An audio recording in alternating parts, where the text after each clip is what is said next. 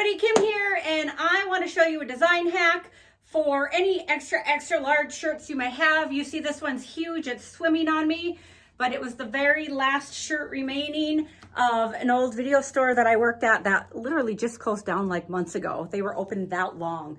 I've been working in video stores for about 8 years of my life, so this was my little memento.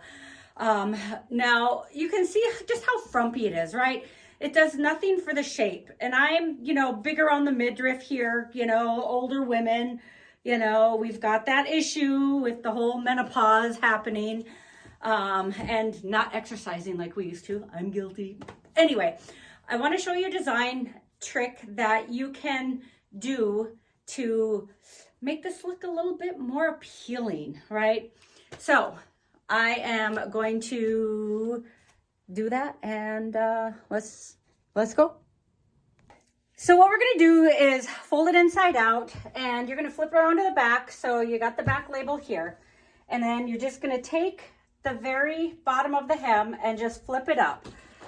You're going to grab a seam ripper and just through that back layer only, make sure you're not getting it through the front. Just make a little inch incision like that. So basically we're opening it up to make a casing for some elastic. So then what you're going to do is grab some elastic. It doesn't matter. You can have thick elastic, thin elastic. As long as you have that opening there, you can always replace it, right? So you're just going to take some elastic. I've got this real skinny stuff here. This is all the elastic I have left over from all those face masks that I was working on. So you're going to put it around your waist, right? Do it loose, but then what you're going to do is you're going to pull it. So it's tightening up. So you know that when you stitch it and you pull it up, it will kind of fall and stick and land here or even around at the waist. So this is where I'm at here. Just going to make that cut. And you can take a threader. Now I have this. These are really nice, right? Or you can just use a safety pin as well. For those who don't have a threader, let's just go ahead and use a safety pin just so you can relate. So what you can do is just put it through the safety pin and give it a pull, and you'll see how it just kind of falls into the coiling there. So that's going to be your space that you can take this, put it in the hole, and just start threading it through. Depending on what hand you are and what seems more comfortable, you're just pushing it through, push that, push it, do. So you also need to watch the end. Usually what I'll tell people is to take the loose end and just pin it right next to the hole. That way you don't actually pull it through and then you have to start all over from scratch again. So just pin that down, right?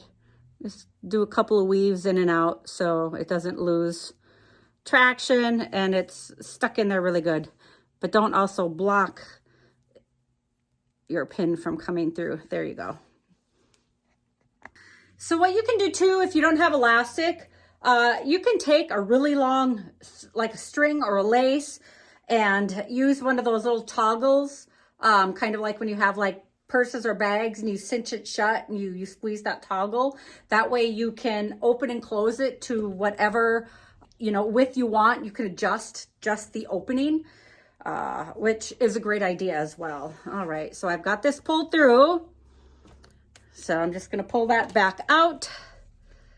Take the pin out of the other one, and then you're just going to take these two ends together, give it a good pull, make sure you don't lose one of the sides, and just do a really good knot, right? And make sure you pull strong so you know it's not gonna loosen up. Take those little free ends here, and then just give them a little cut.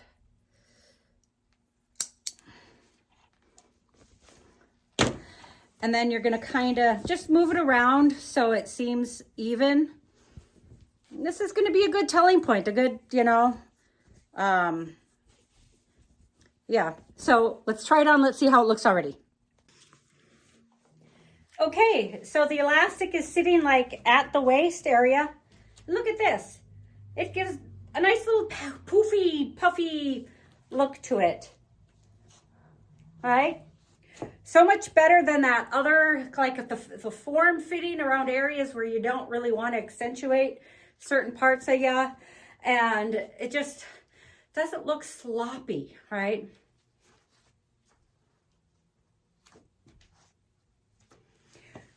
So again, I can take it out if I want. Let's see how it looks if I put it down. All right. Maybe I can wear it like this as well. I don't know if I'm a fan of it all the way down, but definitely up is nice because then it doesn't overhang too far.